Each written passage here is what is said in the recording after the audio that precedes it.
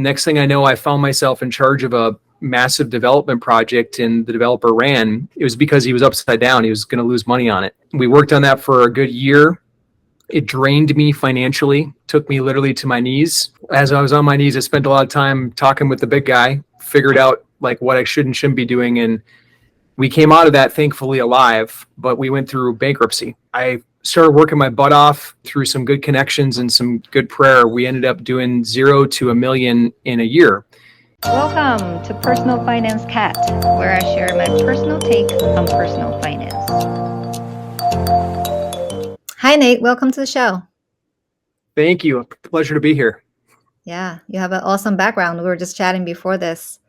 It's really cool. Yeah, Do you come to this area a lot?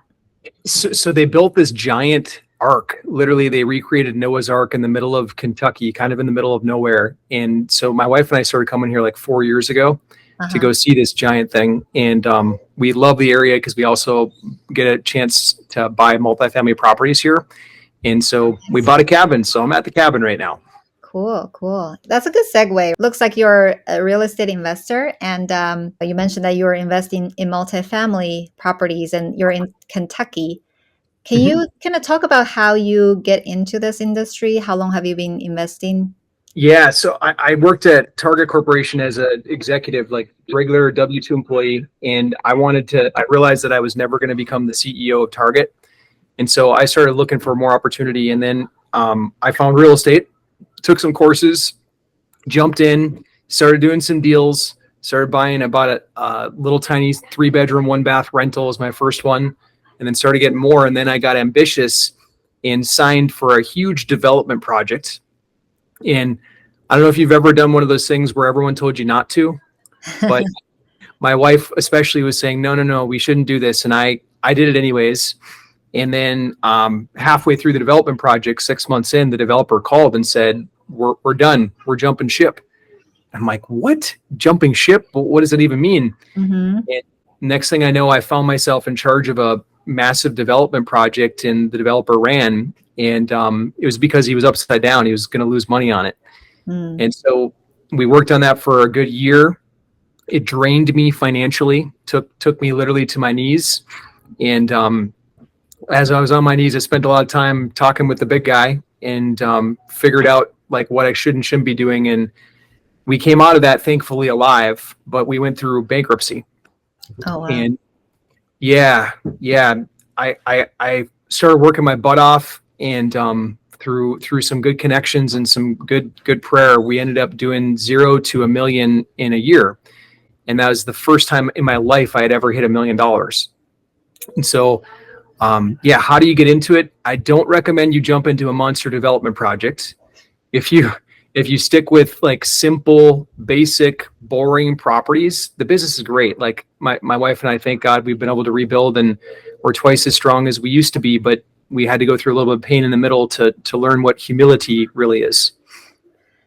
All right. So that's a lot to unpack. And I resonated so much when you told that story, because we had a similar experience when we bought our first large multifamily, like a commercial level. Because I think prior to that point, our largest was like a 4-unit, which is still considered residential, right? But once you go above that, it's commercial. And that also took a year. That completely drained us. And that's kind of a reason why we're taking a pause right now.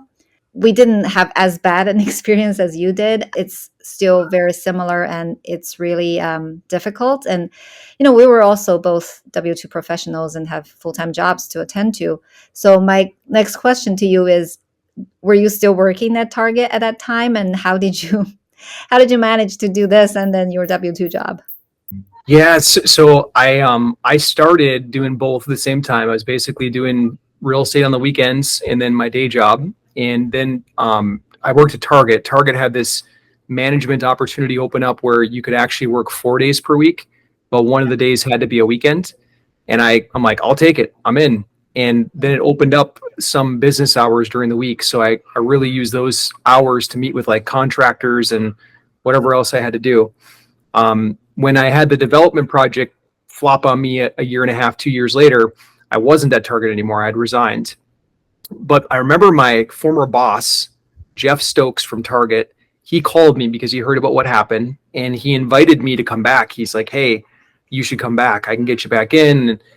And I remember having some serious reflection at that moment. It's like, I could just go back, but I can't.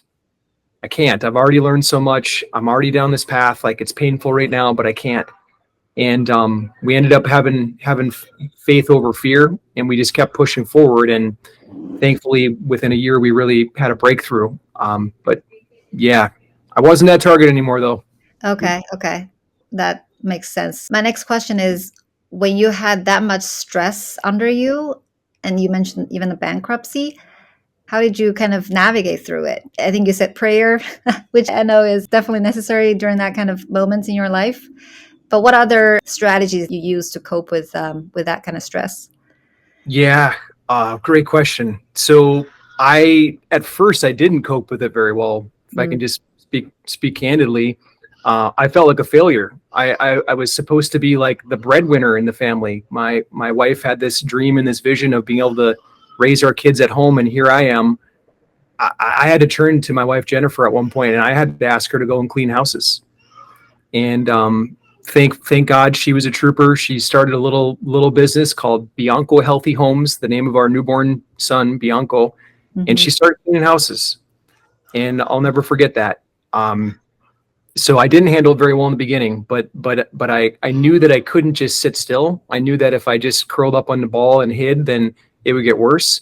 So I just started getting up every single day, and I started pushing and pushing. And then I feel like once I did that, then doors started opening. This guy was doing something interesting on social media with real estate, and I'm like, really? How are they doing that? Using social media to get real estate deals? And Mhm. so I gravitated towards that, and then I started modeling that, and then that led to a 40,000 payday. And then we kept doing it and doing it and doing it, and that's once we got momentum with it, that's when things just took off for us. Yeah, that's awesome. And then I think you mentioned at some point that you also were able to build it from a 0 to a million after that first development project. When you say a million, is that the sale of the project that you built? Not like the purchase price of the building, but several buildings it took to hit that. We had $1 million go through our bank account, so like actual cash proceeds that came through. Oh, wow. Um, so several transactions to make that happen. Okay. So are you more like a developer now or a rental property owner? Today, my strong suit is really buying multifamily properties and Hmm. doing small partnerships. Okay. So like two, three, four people come together, put cash into a deal. I go find the deal, manage contractors, manage property management, et cetera, to make it cash flow, and then I share the profits from that deal. Okay, got it. And then your areas are like the South, or what areas do you cover? Yeah, today we're primarily buying in the state of Kentucky, which is Okay. why we got the cabin here in Kentucky. And then we still buy in Wisconsin only because I've been operating in Wisconsin for a decade plus, and we've done 1,000 plus units Oh, out of wow. Wisconsin. So, but from a cash flow perspective, Kentucky is the best in the country. I've looked at a lot of deals. We have a lot of consulting clients that we consult for, over 200 across the country. So I look at all of their deals all the time. And Kentucky is just, it's a very, very strong cash flow market with good underlying fundamentals. Yeah, yeah. You don't do syndication? The partnerships are not syndication per se, are they? Yeah, great question. I'm glad you make the distinction. I Mhm. can tell you're savvy. You know this business. So when we have a lot of investors, like as an example, we're buying a $12 million property right now. Mhm. That's going to take more than one or two partners to do it. And so we'll probably have like five, maybe 10 partners. And when you bring in that many people, then we have to syndicate. Mm. Where we try to keep it small and simple is like if it's like a $3 million property, there are a lot of people out there that would happily place $1 million cash into that deal where you could just form a partnership with them. And Mhm. then you go to the bank for the other $2 million, and it's an easy deal to get done with just super simple two people. But we do syndicate the bigger stuff. Okay, that makes sense. Yeah, so I have done a syndication deal as a limited partner. So I invested some retirement money in a syndication deal from someone that I met at the meetup locally. I'm pretty sure he covers the South mainly too. And that deal in particular is in Memphis. But I know Okay. that Kentucky, the Carolinas, Florida, Georgia, I think maybe those two have gotten too competitive. But these are generally pretty good markets to find cash flowing multifamily properties. But one thing I did notice is that it's getting really competitive. Are you still able to find deals? And if so, what are your strategies to find the good deals that still make sense? Yeah, great question. So we go 100% off market. We don't touch anything that's on the market. Mhm. And there's a unique opportunity right now with, it's kind of like, did you ever see that movie Back to the Future with Yeah, yeah. Marty McFly? So Uh-huh. like they get in this old DeLorean car and they go back in time. Mhm. Well, if we could go back in time to when mortgage rates were 3%, I think all of us would say we would take out as many as we possibly could because we didn't know that rates would be 8% in the Mhm. near future. Well, there is a way to go back in time. And the way is that you find the sellers that have mortgage rates that are in the threes and in the fours, and you offer to buy their property directly from them and say, hey, can I take over your existing bank loan? And so that's really what we got good at. We just know how to find them. We know how to look up tax records and see who took out those mortgages then, and then we know what to say to them and what to present them with, and that's how we're getting our deals right now. Cool. And then are you just doing direct mail, cold calling? Social media, it's Really? like I've done the whole direct mail game, and I ran TV ads a decade ago, and there's nothing like social media. I mean, even how in a roundabout way how you and I got connected and how your platform extends through all the social channels Hmm. nowadays. Like even the owners of a $12 million apartment building, they're on social media, and if Mm. you put the right message in front of them, they'll respond to it. So are you running, let's say, Facebook ads or something like that? Or how do you identify the people to target that are Yeah, yeah. So there's two sides. There's one side that's the investor, and there's one side that's the seller. So I'll talk about Mhm. both of them a little bit separately because they're different attraction models. On the seller side, we set up a Facebook group in each city that we're buying in. Okay. And we usually, like as an example, we have one called Milwaukee Off Market Deals in Milwaukee, Wisconsin. It's Hmm. probably got 4,000 people in it now. And in there, we just do a value add every single week, something kind of like a podcast. Maybe we do an interview like this, it Hmm. just to get in front of our community members. And we're always saying, hey, if you're a landlord out there and you're thinking about selling and you don't want to get nailed with capital gains tax, we might be a good team that could help you. We've got a creative structures and how we can help you sell. And Hmm. so we get like off market organic traffic from doing that. Hmm. Hmm.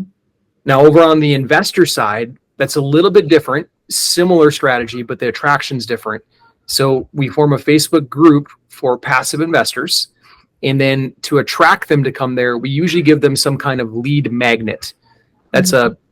I know that you know what it is, but for anyone that doesn't follow, like it's basically like give something away for free that they would find valuable.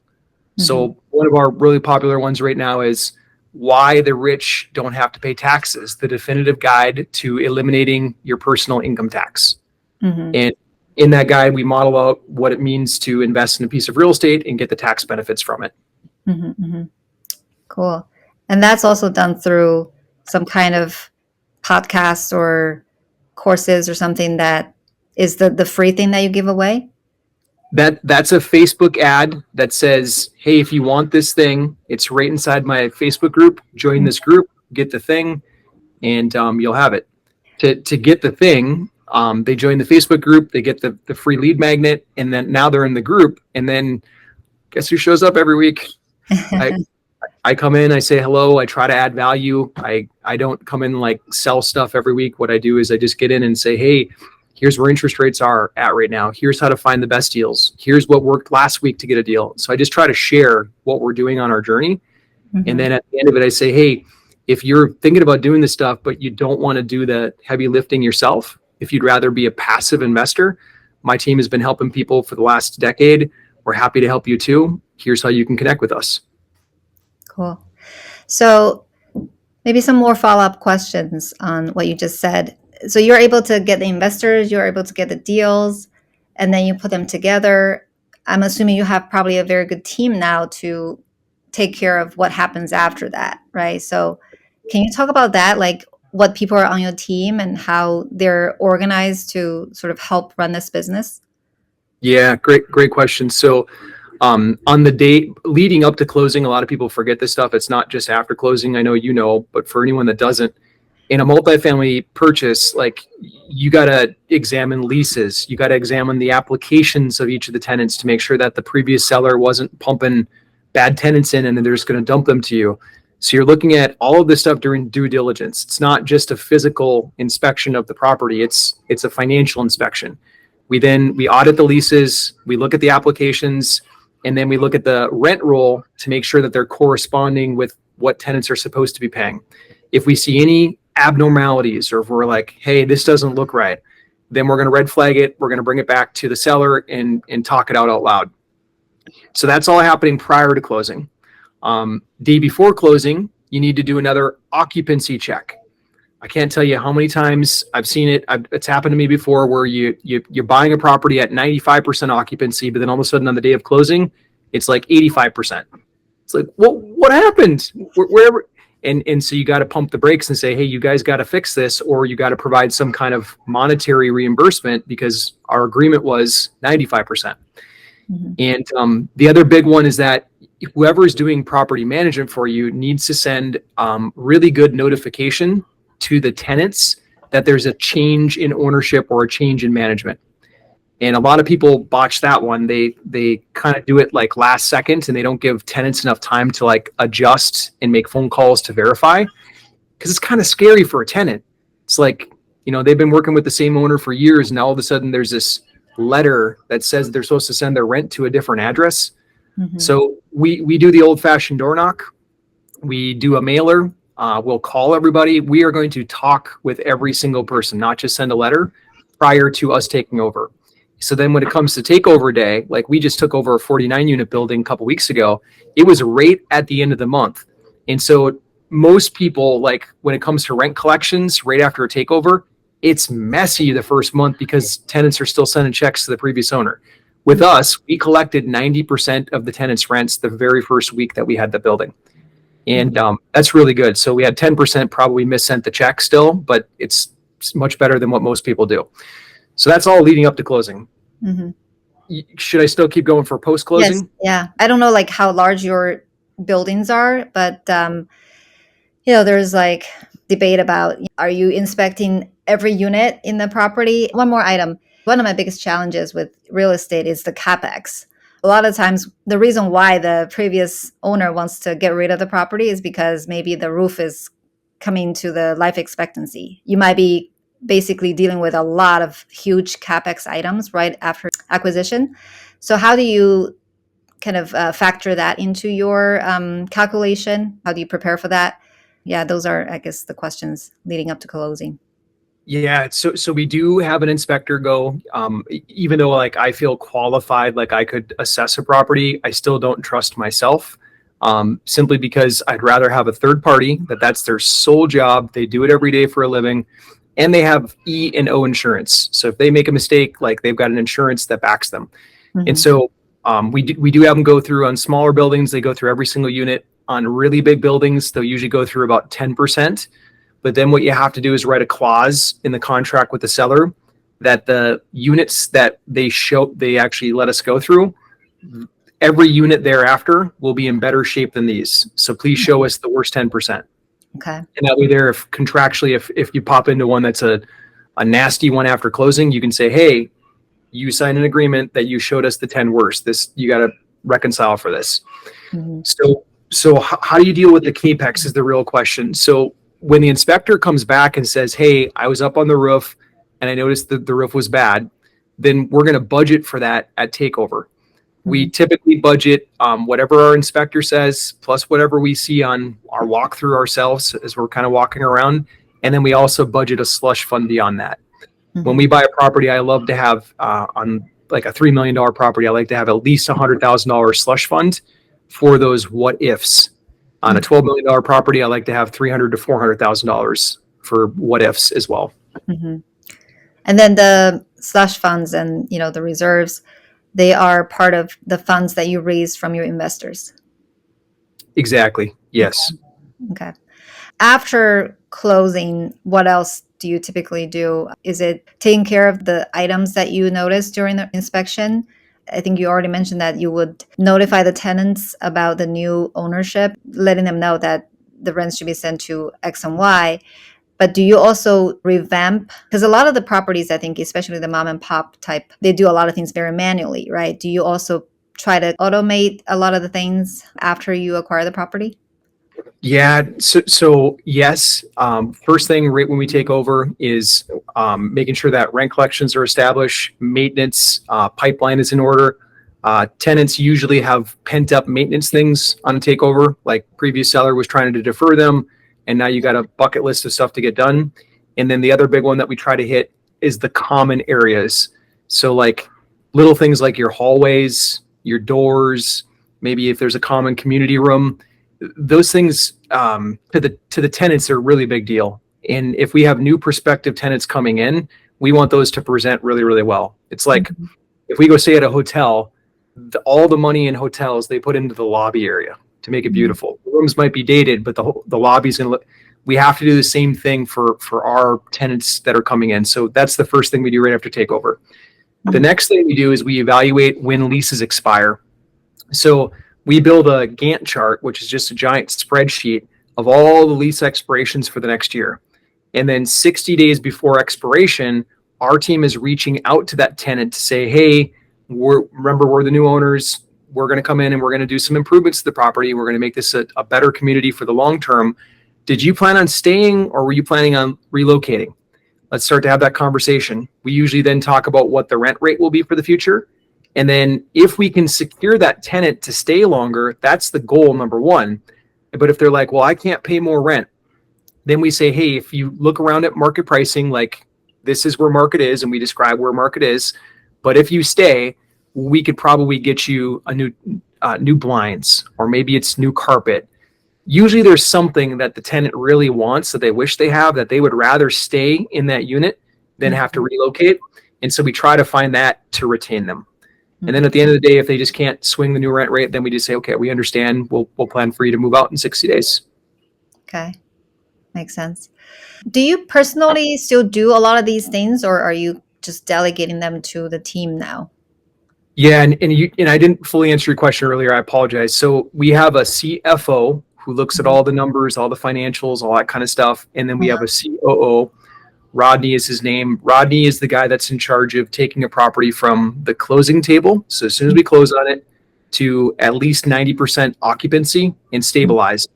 And so that's his full focus. He's usually coordinating with contractors and the leasing agent until we hit that 90% occupancy. And then once we hit there, he hands it over to our CFO, who just works with the on-site property manager.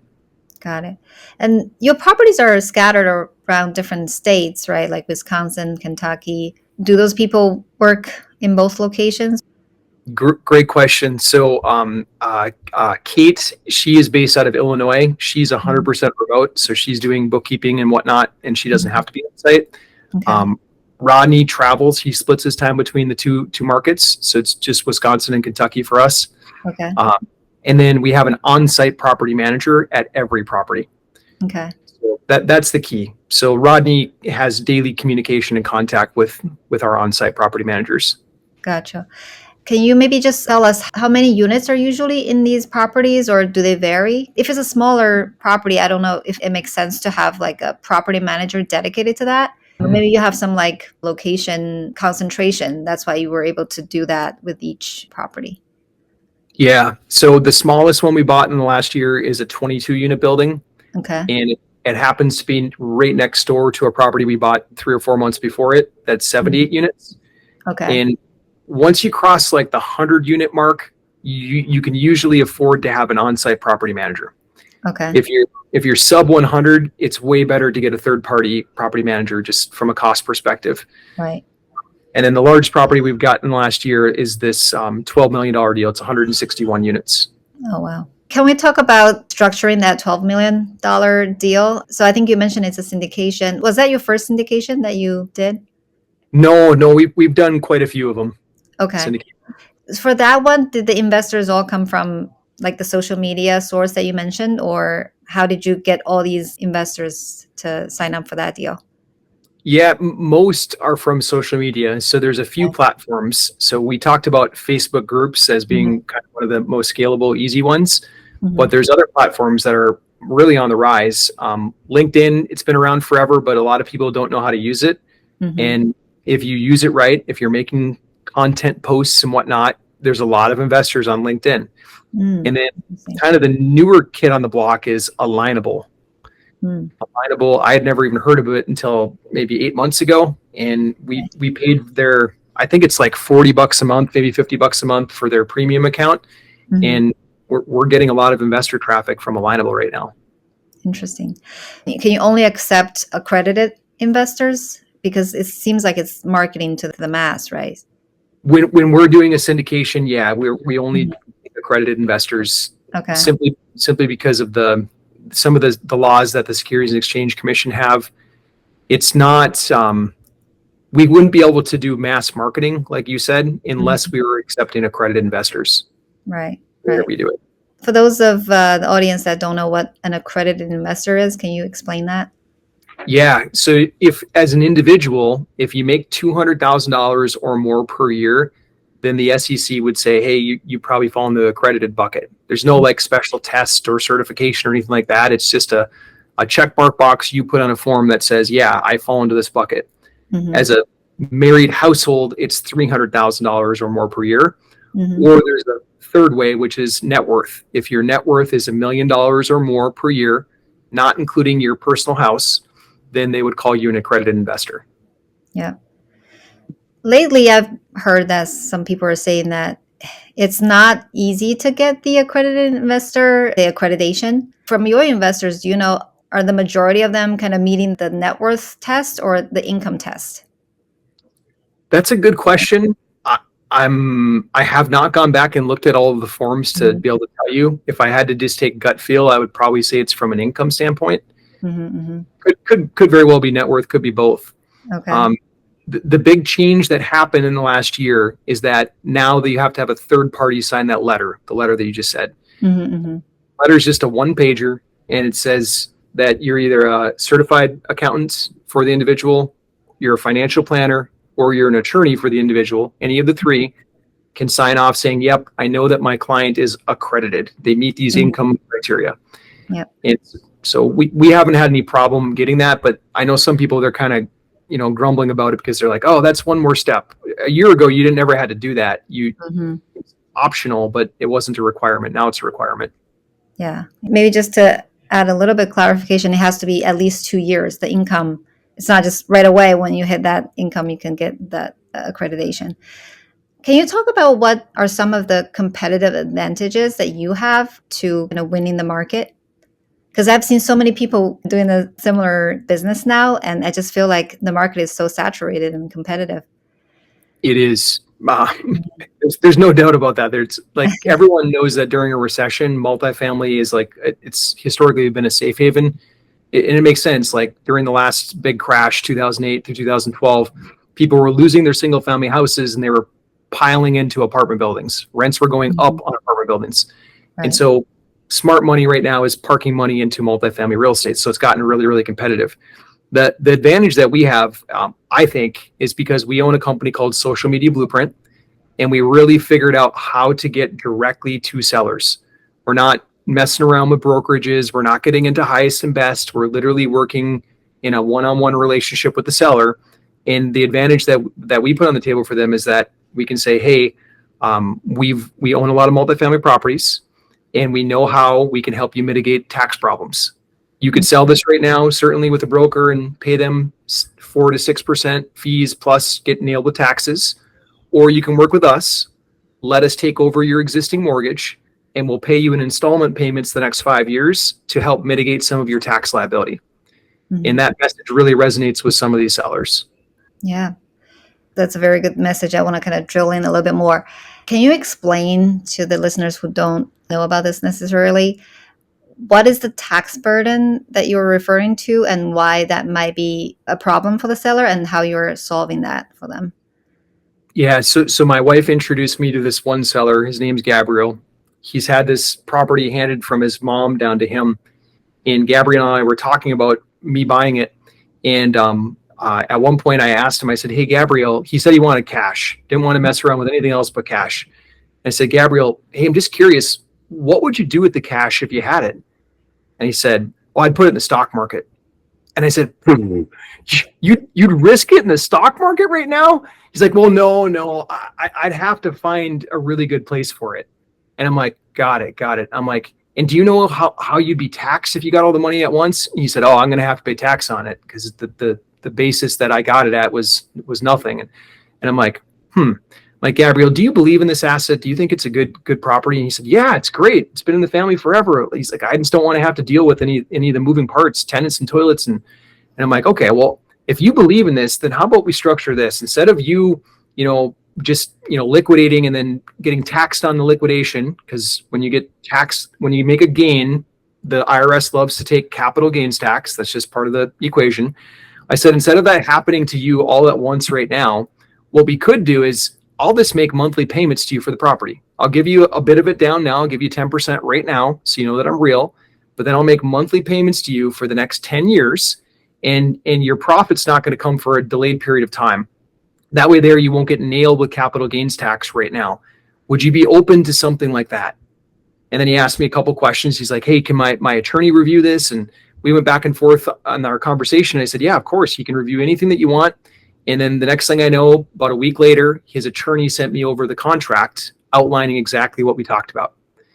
And so what are the things that they can mitigate? Number one, not having to pay a big capital gains tax lump sum all up front. What else can they mitigate? By doing installment payments, for some sellers, it's actually a breath of fresh air. I'm dealing with another one. This guy inherited a trust from his mom. In the trust, it specifically says that he's supposed to get staggered payments every quarter for the rest of his life. Well, he fired the trustee and got a new trustee to change part of the words in the trust. Anyways, he blew all of mom's money. Gone. The only thing they have left is this piece of real estate. And so in my conversation with him, and this is like a 65-year-old man, like he spent mom's money over the last 40 years. And so in my conversation with him, I said, hey, I can help you with this property, no problem. But if you got one lump sum, do you think that's the way that your mom would have wanted it? He said, no. She wanted me to get monthly payments. She wanted quarterly or monthly payments. And I said, well, how about this? How about we structure it so I make those payments to you, and that way there you can stretch this thing out for the next 20 years and you got payments coming in for forever. He said, yeah, let's do that. So some people, it's an advantage, like getting all the cash at once. If I'm sure everybody can remember and think about the last time you got a lump sum of money, it was probably spent within a month. Whereas when you can get residual income for the next 20 years, that's got a nice draw to it. Yeah, especially when people are already in their retirement. If you think about the typical story of someone who has owned the property for 30 years or more, like you said, they probably got it for nothing. So the capital gain is huge and they have to pay, I don't know, what, 10% of that. It's a lot of money. If you sell it for $1 million, it's $100,000 that you have to pay to the government. And that's like shaved right away. Whereas if you get like annuity that you get paid a certain amount of cash flow every month, that's your retirement income. I think it makes a lot of sense. I just don't know if enough people understand that. They just prefer cash. Like you said, sometimes they just don't want the trouble of dealing with all the paperwork, but it can be done and it's done a lot. So maybe I want to switch gears a little bit because I think I found on your website or maybe from your email that you have this nonprofit called Home Invest Kids. Can you talk about that? What is the inspiration to set up that company and what do you do with that company? Yeah. So my wife came to me when we've got a 9-year-old boy now, but a handful of years ago, he was entering kindergarten and my wife said, hey, they're going to be teaching some pretty radical stuff at school. Like you might want to look at this. And what it was is they were going to teach anal sex to kids. And I'm like, that can't be right. No. And I'm like, wow, this is not good. And so it just started making me ask a lot of questions like what is going on? What are we teaching kids these days? And nowadays, if you fast forward to today, like we all know that it's got even a little bit crazier. They're doing, a lot of kids have very strong confusion things going on right now. And so it made me ask questions then. And what I stumbled upon is that a lot of the kids today that end up incarcerated in jail, they end up on drugs, they end up committing teen suicide. There's usually a common fundamental missing factor, and it's that one or more of the parents are gone. And they just kind of get put into the system. They either get sent to school or sent to foster care or whatever. And I came from a family where I had mom and dad. I feel very, very blessed, but I know that not every family is able to. And so we started this program called Fishers of Men. We take kids fishing. It's usually either a child that doesn't have two parents or at least one parent. We take them fishing and we just let them come on the ocean with us and experience what it's like to be out there free. And then we insert some personal finance missions into the conversation. So they have a blast during that fishing trip because it's something that most of them have never done before. They've never gone like deep sea fishing on the ocean. And so after that, then my wife takes over and she runs a homeschool resource center. And so whichever parent they do have or guardian they do have, they can then bring them back to the homeschool resource center. And then my wife she pours into them with everything she's got. We homeschool our kids, and that started back when, the craziness was happening in kindergarten for my son. And so now she's just sharing how she raises our kids. She shares with other guardians of children. So that's the nonprofit. And that's wonderful. Yeah. The real estate business is what affords me the privilege to go and do that. That's great. Yeah, I think that's certainly a huge problem. Unfortunately, I think these things are all like political now. So it's hard to deal with that. I'm glad that you and your wife are doing this. I think it's really good work that's going to help people. What do you envision your future to be? You're running this real estate company that's pretty successful and you're running this nonprofit. Are there any other goals in your life you want to achieve in the future? Yeah. So a couple of things. This is like a 5-year plan that either my COO or CFO retires me. And then I'll spend some more time in the nonprofit, number one. But then number two, I've got a vision where people can invest literally click of the mouse, easy passive investments and safe investments using blockchain technology. And so I partnered with a company that's already doing it in Europe, and I'm just kind of in a trial phase right now. But I really think more and more people are going to move towards digital currency. That's another political thing. I don't know if I should go down that rabbit hole or not, but I think eventually we're going to be at a stage where like they're going to say, hey, there's no more cash. It's digital.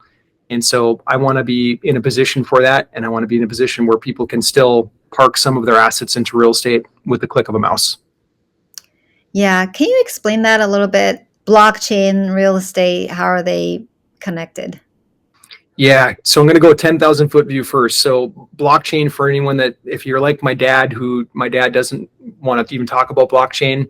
But basically it's this place where you can store records of information really, really fast on multiple servers instead of just one. So you can't like commit fraud. It's very, very transparent, and it's recorded by multiple different people, multiple locations. And so Bitcoin was the first big thing to use the blockchain technology. Bitcoin, we've all seen what's happened to values. It's had its ups and downs, but it's up tremendously since the day that it launched. Now, several other cryptocurrencies have done the same thing. Well, that technology that they're all using, that blockchain, this record storing information, it can be used in a lot of different services. Like right now in real estate, we're still using this super old-fashioned process called a title company. It's not the title company that's like super old-fashioned, but what they have to do, the title company, what they're really doing is they're preparing paperwork to go record at the government's county recorder's office. And everything inside the government's recorder's office is like, I don't want to say it's 1950s because it's obviously more modern than that, but it's as slow as it was back in 1950. There is someone still hand filing, hand stamping, all that kind of stuff. If you've ever purchased a piece of real estate, I would challenge you to think, how long did it take you to get the actual deed or copies of the paperwork from the county after you closed? I bet it was 3 months, if not more. Mm-hmm. And so if we put all this stuff on blockchain, it would be instantaneous. It would be impenetrable. You couldn't commit fraud. You couldn't fake it. Like it would all be done with the click of a mouse. And so I want to help push that in some way, shape, or form. And the way that I know how to do it is I'm not going to be the guy that goes in and reinvents the government system. But what I can do is I can help investors quickly and safely click to get into a deal. So that's the bite of the apple that I'm trying to do. Okay. Yeah, I've certainly been very interested in blockchain and cryptocurrency for a while. I just feel like I don't fully understand it. The part I understand, it's recording a certain transaction on multiple ledgers on different people's computers. So it's hard to change it. I think they call it immutable. But then I've been hearing that if there's a supercomputer one day, maybe that would change. I don't feel like I know enough about the technology, but I do agree it's promising. I think it can solve a lot of problems until hackers or whoever figured out a way to combat that. But to your point, right now I'm buying my own primary residence, which hopefully will be our dream house and forever house. I learned a little bit about doing title research. Basically, what that is you have to make sure the seller who is selling you this property is actually the seller. So you have to kind of trace the transactions throughout the history of this property, who passed the title to who. Is there like a breakage in the link? Because the idea is that if somebody else has a lien on this thing, then this property might not be owned by the seller you think is the owner. But if all those things are recorded on the blockchain, it's a lot easier to verify, right? Because now it's very manual. You have to literally find the papers that documented each change of ownership. So I can definitely see a very useful use case. And there are a lot of other applications as far as understand logistics and such. I do think there's some potential, but that is another completely different story for another day. Kudos to you for trying to do that. I think it's definitely a breakthrough technology that's nothing like what we had before. I'm proud of something you said. So like you unpacked a lot there, but one thing I Mhm. think that everyone should take note on is that you guys invested into multifamily before buying your forever home. Mhm. And I think most people, especially Americans, like it's the opposite. It's like you go and spend whatever you can to get the nicest house you can, nicest Yeah. cars, and you worry about investments later. But that's the total opposite of what we should be doing. So Mm. thank you for being a steward. Thank you for that example. Oh, thank you. Do you have any other sort of insight to share with people in terms of managing their finances and think about investing? I can, and so I follow Matthew 25. It's in the Bible, and I won't go all biblical on everybody, but there's a parable to take away that I think we can all take for our lives. What it says is that there's basically this guy, a very wealthy person, that's going to go on away on a long journey, and he puts his money in charge. He leaves three people in charge of his money. He gives the first one 5 coins. They call it talents, but it's coins. He gives the second one 2, and he gives the third one 1. And he says, "Okay, go out there, be fruitful, like multiply this for me." He leaves. He comes back sometime later. He says, "Okay, guys, what'd you do with the money?" The first one steps up and says, "Hey, master, I took the 5 and turned it into 10. I doubled it." And then he says to them, he says, "You are a good and faithful servant. I'm going to put you in charge of much more." The second one steps forward and says, "Master, I doubled it as well. I turned 2 into 4." And then he says, "You are a good and faithful servant. I'm going to put you in charge of much more." And the third one steps up and says, "Master, I knew you were a tough man and I didn't want to lose it. And so I buried it under a rock, but I just went and dug it up and here's your coin back." And then the master turns to him and says, "You lazy piece of poo. You shouldn't have been doing that. If you were going to do that, you should have at least put it in the bank and made interest off of it. Like you're out. You are cast out forever." And so that's the story, and it's interesting how and when it's told in the Bible. It's Jesus telling it to a tax collector in front of a group of people. He's telling the story, and so that's a story that I really try to live by. Like we are supposed to go out there and double our money in some reasonable amount of time. If it's not money, then it's at least our time, our talents, our treasures, whatever it is. If we're just going to bury it under a rock, we're going to be cast out. If you look at the people that have the most in this world, it's because they were responsible when they had little. And then they proved that they could handle more. And then that's a lot of the reason why, like if you're ever going to do a syndication deal or have other investors come to you, they want to know that you can do good with a little before you get a lot. And so we just have to live by that. So that's my personal finance tip. Look up Matthew 25, follow that to a T. Wow, that's really helpful. I know that there are a lot of money lessons in the Gospels, in the Bible in general, but it's always refreshing to hear about it again in a different context. All right, Grace. So, 2 more questions for you. Do you have a book recommendation for people? either investing or life in general? Yeah, Daniel Coyle, The Talent Code. It's a must read for everybody. So the premise of the book, Daniel Coyle travels the world and he tries to figure out why success stories happen in certain places. And so he goes to Brazil to look at soccer players. Why do they produce the best soccer players year after year worldwide? And he figures out that it's a bunch of kids playing in like literally streets in the ghetto, and they play in these little tiny confined areas, and they play with a ball that's not a real soccer ball. It's like a heavy homemade thing with duct tape on it. And so that kid practices so much by the time that they actually hit a real field with so much more space with a lighter ball, they're better than anybody else. They can spin circles on them. And then he goes to Russia and he looks at the best tennis players in the world. Anyways, what he concludes is that when we practice something obsessively more than 10,000 hours, we develop something in our brain that connects the neurons called myelin, MILAN. And the thicker that myelin cord is, the faster we can make those connections. That's why, like the soccer players that are the best in the world, they practiced it more than 10,000 hours. So he concludes that it's not like we're born with this. It's that we create this. We practice until we get that good. Daniel Coyle, The Talent Code, really good book. Yeah, I'll check it out. I haven't read the book, but I sort of heard something along the lines of you really just need to put in the time to work on something and you can become an expert in almost any field you pick. Very good. Then last question is, where can people find more about you? Yeah, I'd love if you want to know more and see what we're doing. I actually have a training. It's 45 minutes that we put together on all this stuff, how to find these properties, how to find investors for them, how to make it all happen. It's at natepodcast.com, natepodcast.com. Cool. And what about like social media? Are you on social media as well? Yeah, yep. On Facebook, it's just Nate Armstrong. And then on Instagram, it's Real Nate Armstrong. And those are the two that I'm on the most. Okay, great. All right. Thank you so much, Nate, for coming on the show. Really enjoyed our conversation. Thank you. Appreciate it. Take care.